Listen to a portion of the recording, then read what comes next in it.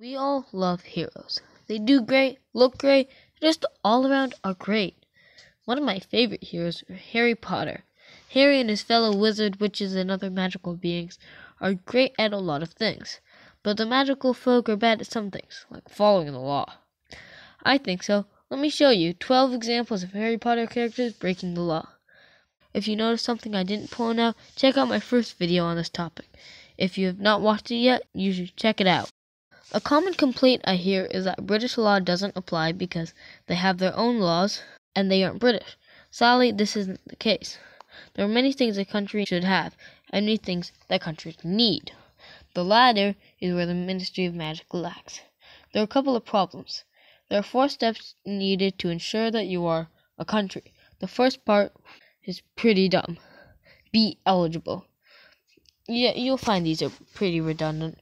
This category includes having your own territory, and being underneath Britain doesn't count, because it's possible for the magical peeps to find new land, so I'll ignore that one. Steps 2 and 3 state they need a set population and a government, which they can check off. Their biggest problem is actually the bane of country creation, the one that strikes so many down and puts so many in gray areas. The last requirement to be recognized as a country is to be recognized by other countries as a country. I did say they were redundant, didn't I? That is why Catalonia is not allowed to leave Spain and puts Taiwan in a gray area. In their bid to be secret, the ministry are giving up their right to make or give up laws. Also, side note, how does a society of mostly half-bloods and muggle-born stay secret? It doesn't make sense. But how does the ministry enforce their laws? The answer? By their terrible, horrible, no good, very bad law system. Their law system is inefficient, incredibly unfair, and straight up illegal. I guess the problems really arise from the fact that there's nothing magical about law school or a law career, therefore no one wants to go, so no one makes a law school. And then you end up with no professionals when the time comes. First of all, as I have mentioned in my Harry Potter episode, British people have the right to a trial of impartial peers, not a jury picked by the government, which is supposedly the smartest. As mentioned earlier, no one gets an attorney, which infringes on British rights, and the prosecutor gets a vote, but not the defendant.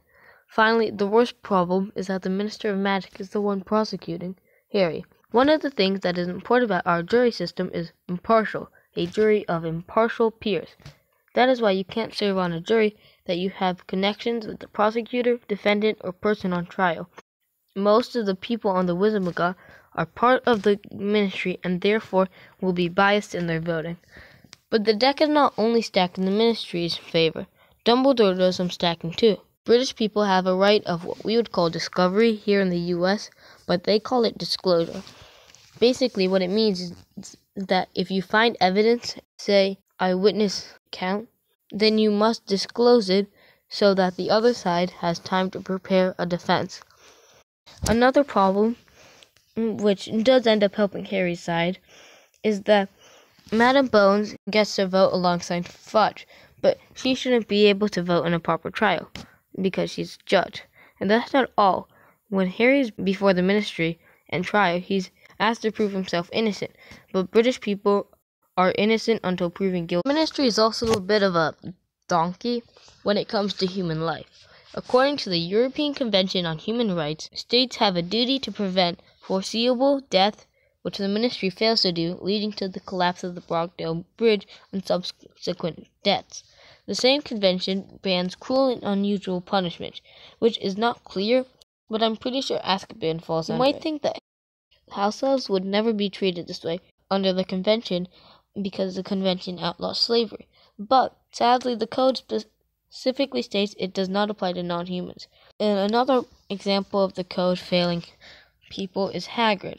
Even if he was a full human, he would still be legally allowed to be sent to Azkaban because the requirement is not probable cause as it is here in the States, but reasonable suspicion needs much less evidence. Back to illegal action.